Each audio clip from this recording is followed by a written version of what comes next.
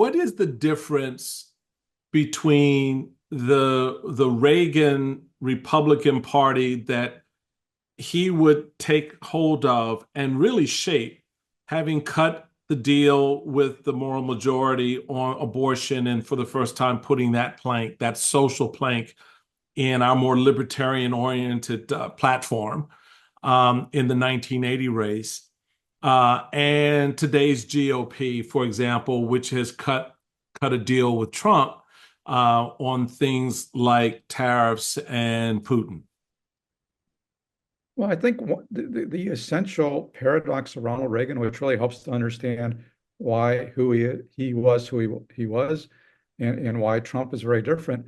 I think the essential thing to focus on is the fact that there was a big difference between Reagan as the campaigner and Reagan as somebody who was in office as governor and as president.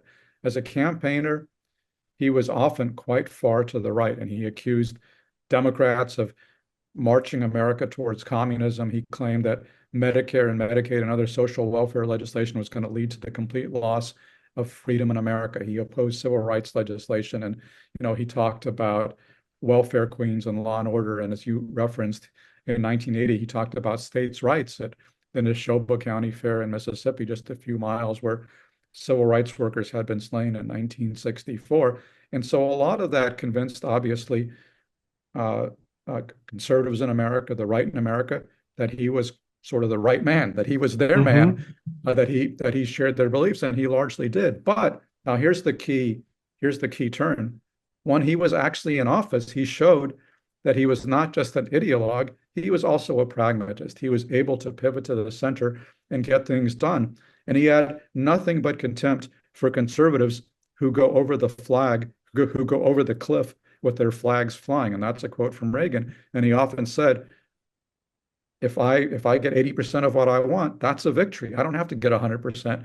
So he was able to compromise with Democrats in Sacramento and Washington, and able to do things that if anybody else had done it would horrify Republicans. He signed, for example, the most liberal abortion law in the country as governor of California. He raised taxes and raised spending. He cuts taxes and spending in some ways, but he also raised it in other ways. In 1986, as president, he signed an immigration bill that legalized millions of undocumented immigrants, what Republicans today would call an amnesty bill.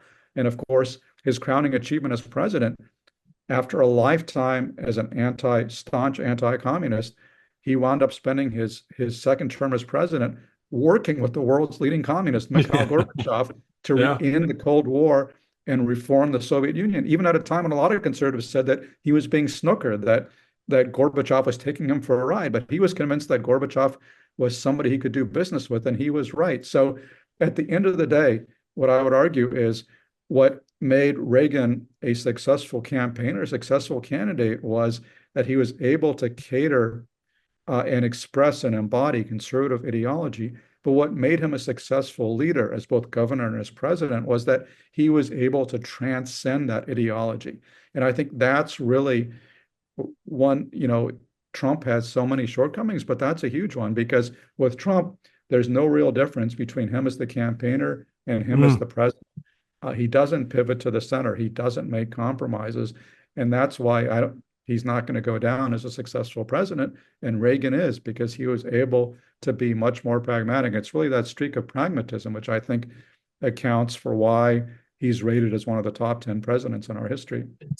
Do you think that accounts for the drag on the party, in the sense that Reagan, you had this movement occur where Democrats moved towards Reagan. You had independents move toward Reagan. And I remember, Reagan Democrats playing a very prominent role then. Is it that sense, that ability to be pragmatic when it's required, and have people see that and trust that aspect of your leadership, which is clearly devoid in Trump, which is why his ceiling is 46%.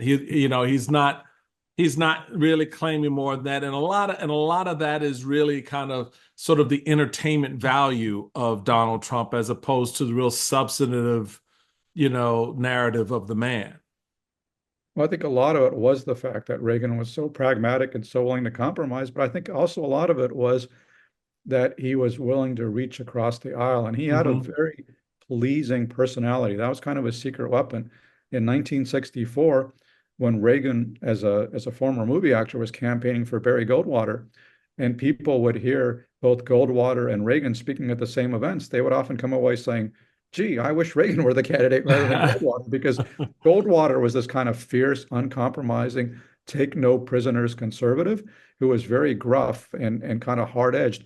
Whereas Reagan, I ran across a newspaper account in the 1960s that said the Reagan personality is like a soothing, warm bathwater. It was very pleasing. He said many of the same things as Goldwater, but he said them with a smile and a twinkle in his eye and a joke that made them go down much easier. And so, it was easy to hate Barry Goldwater or a lot of other kind of hard-edged conservatives, Newt Gingrich or others later on. It was very hard to hate Ronald Reagan. Very few people actively hated Reagan, especially if they met him, because even if you disagreed with the guy, he was so amiable, so pleasant. And he didn't engage in kind of the slash and burn rhetoric against his political opponents that you so often heard. In fact, he almost never referred to his political opponents except as my friends or, my friends on the other side of the aisle or something like that. He didn't call them vermin or engage in name calling or anything like that. He understood that, he was a former Democrat turned Republican, so he understood that he had to appeal more than just to his core, and that's why he was able to become so popular.